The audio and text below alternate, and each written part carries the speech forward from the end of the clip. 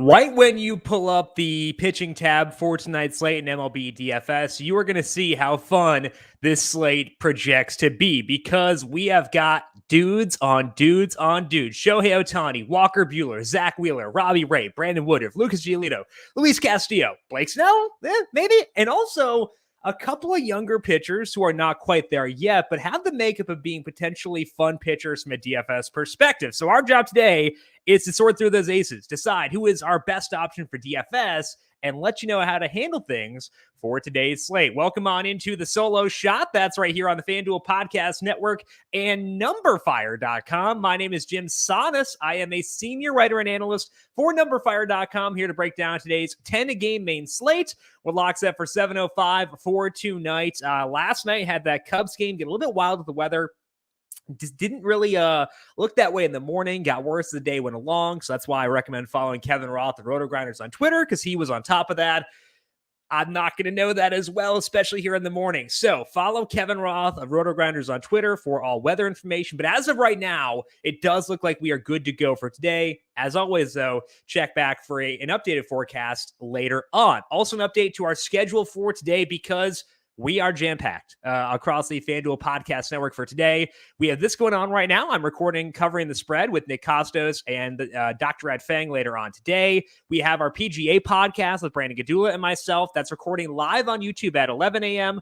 Brandon is back with you at 3:30 to go through his PGA DFS and betting Q&A. I'll follow up at 4 for the MLB DFS Q&A. So make sure you are subscribed to the numberFire Daily Fantasy Podcast feed for both the podcast and the FanDuel YouTube page to get everything as we go live, and also the FanDuel YouTube, Twitch, Facebook, and Twitter pages for all of the Q&As. Hey, soccer fans, this season, FanDuel and Captain Morgan are teaming up to give you a one-of-a-kind soccer contest. Introducing Captain Morgan Soccer Pick'em, a weekly fantasy contest that is entirely free to play. The contest is simple. All you got to do is make quick predictions for Saturday games this soccer season.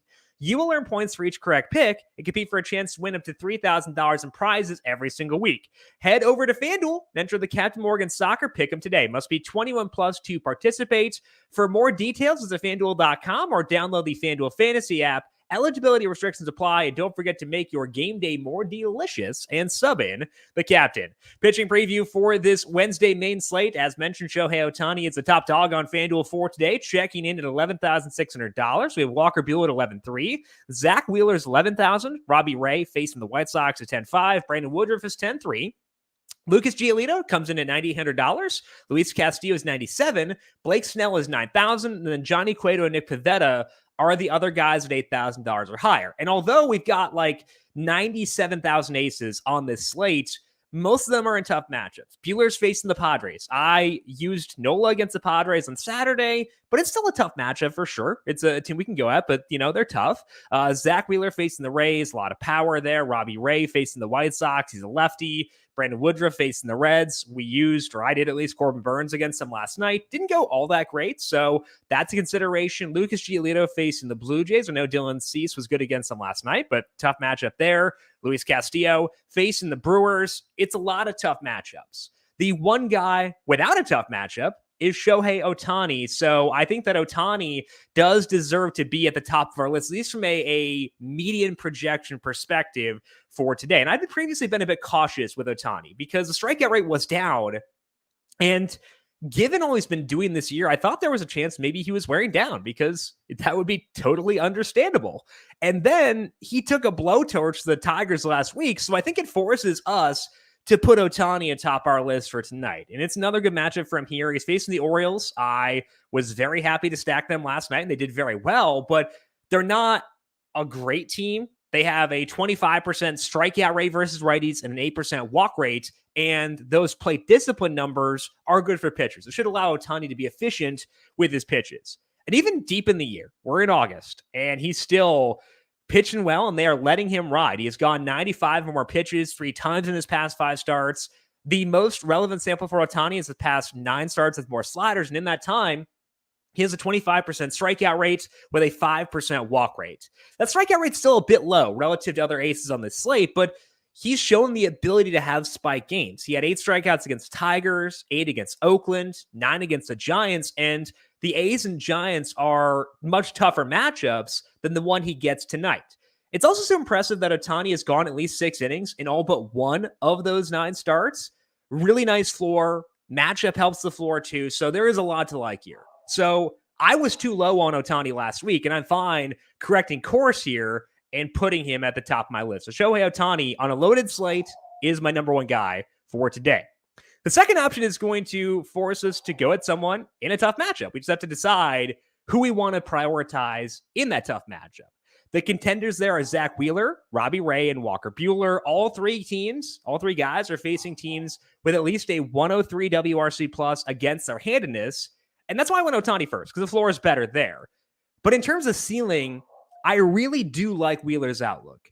I'm going to rank him second, slightly ahead of Ray and Buehler for tonight. And there are a couple reasons I'm here. And the first one is that Zach Wheeler is really freaking good. He's up to 15 starts now with Wheeler's curveball usage being up, which is a big sample. In that big sample, he leads the slate in skill interactive ERA at 3.12. He ranks 4th in strikeout rate at 29%. He is 5th in walk rate, 3rd in hard hit rate, 1st in fly ball rate. So Wheeler is potentially, this might be hyperbolic, but potentially the most well-rounded pitcher in all of baseball, which means he can overcome some tough matchups. He definitely does get one tonight. He's facing the Rays, who have a 116 WRC plus against righties, but they are in a National League Park tonight. That means they might not have Nelson Cruz, and if they do put Cruz in the outfield, then someone else who is decent will be out of the lineup as well. They also do strike out. Got 25% strikeout rate against righties, which is the 4th highest mark on the slate. It may not be a situation where Wheeler has a good 4 because the matchup is tough, but he has a very clear path to a good ceiling via the Rays strikeout rate and via how good he is. I think if you were looking at just tournaments, looking at, a single entry lineup, you can make a strong case for preferring Wheeler over Ohtani. I think that Wheeler has better odds of dropping a 60 burger on him. Ohtani is the definite top option for cash games, just a very safe overall profile, but I think for single entry, there's a chance I would lean towards Wheeler at pitcher. So both really good options, Ohtani for the safety, Wheeler for the upside, at least for me. I think as far as the value plays go, usually on a slate like this where we've got aces across the board, I'm not going to want to spend down. I think tonight we actually have leeway to do so because there are 2 pretty fun guys in good matchups, which we don't see with the aces. And that's both sides of the Marlins-Nationals game. The Nationals are starting Josiah Gray. The Marlins will throw Edward Cabrera in his debut. I'm going to talk about Cabrera here, but I think that Gray is worth your consideration as well. Cabrera, making his debut, started his year in AAA, or in single A, I should say. He made 2 starts there. He struck out 8 of 11 batters in the second start. Stupid. Then he got promoted to AA. He made 5 starts there. He struck out 7 batters in 4 of those 5 starts. That earned him a trip up to AAA. In AAA, he struck out 12 batters in his 3rd start. Then he did 11 strikeouts and 12 strikeouts the following 2 starts. He's been doing that because the Marlins are giving him a lot of leash. Since moving up to AAA, Cabrera has gone 98 plus pitches 3 separate times. He's at 61 in the 3rd innings this year, which means they're probably okay letting him stretch things out a bit, try to extend his pitch count for next year or his inning count for next year. And I think that gives Cabrera an edge over Josiah Gray because Gray's max pitch count with the Nationals is 87. So I prefer Cabrera. I'm willing to consider Gray, but I prefer Cabrera, which could go poorly because it's his big league debut. You're going to be nervous. That can lead to some mistakes for sure. But Cabrera has a path to a ceiling, so why not? $7,300. I tend not to be super cavalier with stuff like this, but I think in this situation, kind of okay with it. So Edward Cabrera on a slate filled with aces, still to me at least, worth consideration for DFS. And you know that I try to be transparent about this stuff. If I'm not going to use a value play, et cetera, I'm going to use him tonight. So despite the fact there are aces here, it is a guy making his debut. 0 innings to his credit, who I think is worth some consideration for today. Part of the reason why Cabrera is interesting is because I do like some higher salaried stacks. One of them is the Red Sox. We talked about the allure of them yesterday because they're facing a guy who didn't get a ton of strikeouts, let up a lot of balls in play, and didn't have elite batted ball data. They get a very similar profile tonight, and I think we should stack them once again. This time they're facing Bailey Ober. Ober is taking the typical Twins approach and throwing more sliders recently, and it's led to a very good skill interactive ERA at 3.93. But as we discussed with Griffin Jacks yesterday, that's in part due to a low walk rate, and For DFS, we don't mind that. In terms of stacking, we don't mind a low walk rate. His strikeout rate is 23%. That is below average for this slate. He's letting up a 42% hard hit rate and a 39% fly ball rate, which is above average.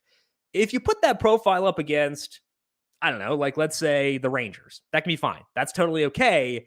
The Red Sox are not the Rangers. They have a 112 WRC plus against righties with a 213 ISO. That is the best mark on this slate. So I think the results will start to dip for Ober soon once he's facing tougher teams like the Red Sox, and I would not be shocked if that were to start here tonight. And I do like the Red Sox in terms of stacking. Kyle Schwarber, I think, is awesome here. He has not hit a home run yet with the Red Sox, but he's seeing the ball well. He has more walks and strikeouts. He's had plenty of barrels, plenty of hard contact. I think the homers will come soon. And in fact, let's just say it right now. I think one comes tonight. We'll talk about Kyle Schwarber and the Dinger calls. Love him at $3,500. Kyle Schwarber, his first Red Sox home run coming tonight. We'll see how that goes. For the number 2 stack, I think it's kind of risky, especially because there are some concerns about who will play tonight. But as of right now, as of this morning, I think that the Giants are interesting. They're facing Taijuan Walker, who's a good pitcher, and he's gotten good results at times this year.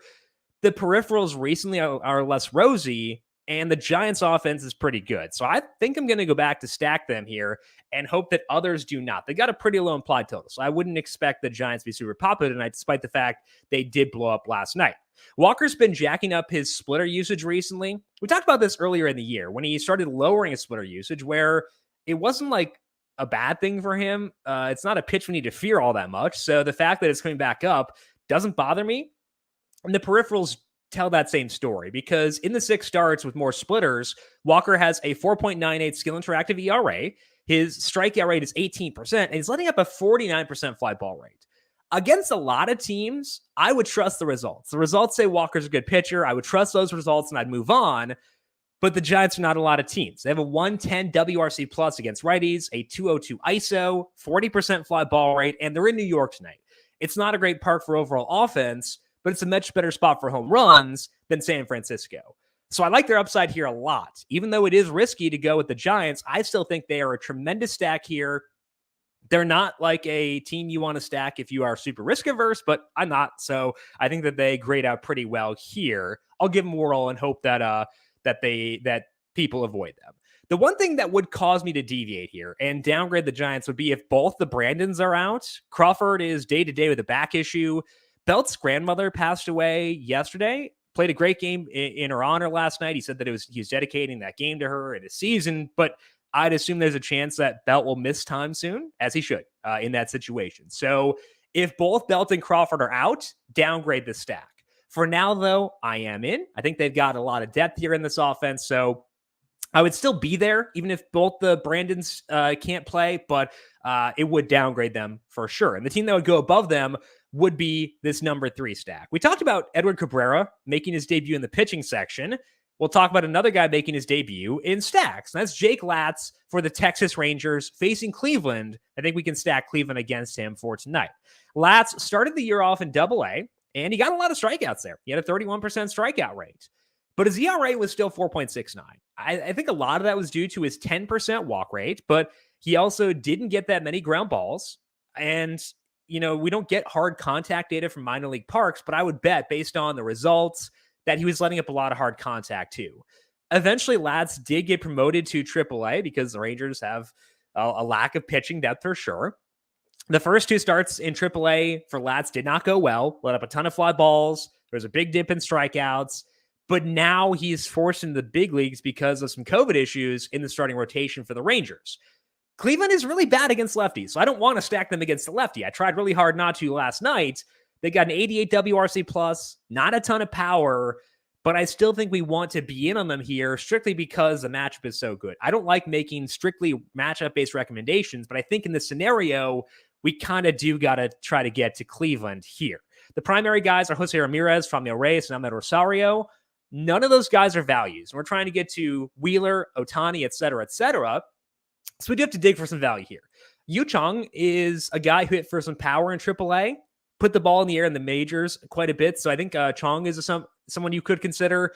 Oscar Mercado is someone I'm willing to consider. Wilson Ramos, if he gets a start, would work. So I would probably more mix and match with those guys. I wouldn't like overexpose yourself to anyone specifically. Reyes is the prime target here. $3,200, way too low for a guy with this power, but the others are at least consideration. So check out Ramos, Mercado, Chong, and see which one you want to rank highest among those guys, but mix and match. I think that's the optimal way to play things for today.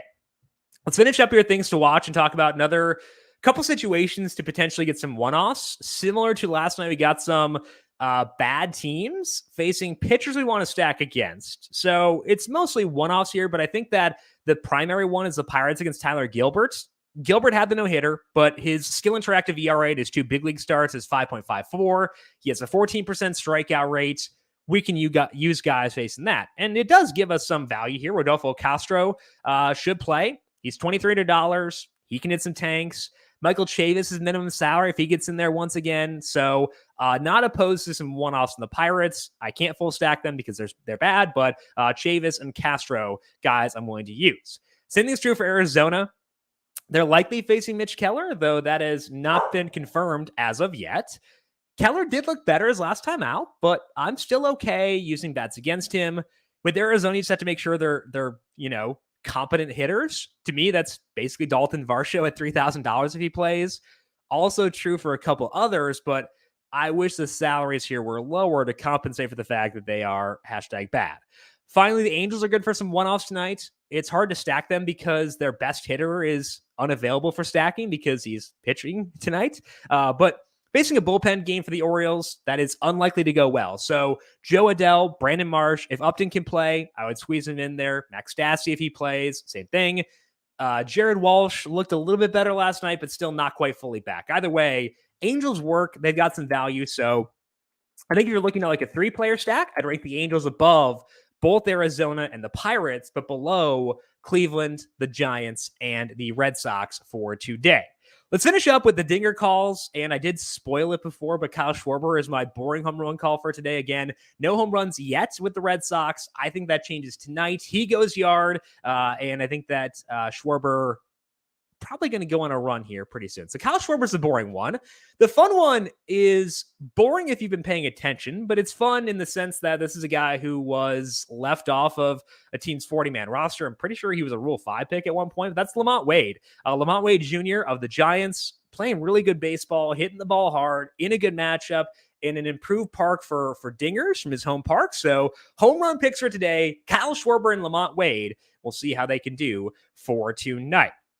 That is all that we have here for today on the Solo Shop. But as always, we are back here once again later on. Brandon Gadula has the PGA Q&A at 3:30. I have the MLB DFS Q&A at 4 p.m. to go through reactions to lineups, see how things change based on who is in there and who is not. And that could be a key for today, given the situation with the Giants. Make sure you swing by 4 p.m. today, YouTube, Twitch, Facebook, and Twitter, and check out Brandon at 3:30 as well. Also, make sure you check out the numberFire Daily Fantasy Podcast feed, wherever you get your podcast, PGA podcast coming up later on today. We got UFC, NASCAR, potentially more sports being added down the line, and also NFL podcasts just around the corner. Find that by searching for the numberFire Daily Fantasy Podcast feed wherever you get your podcasts. If you have questions for me, I am on Twitter at Jim Sannes, JimSannes. You can also follow the FanDuel Podcast Network at FanDuel Podcast. Big thank you to everyone for tuning in for today. Good luck to you tonight. We'll talk to you once again tomorrow. This has been the Solo Shot right here on the FanDuel Podcast Network.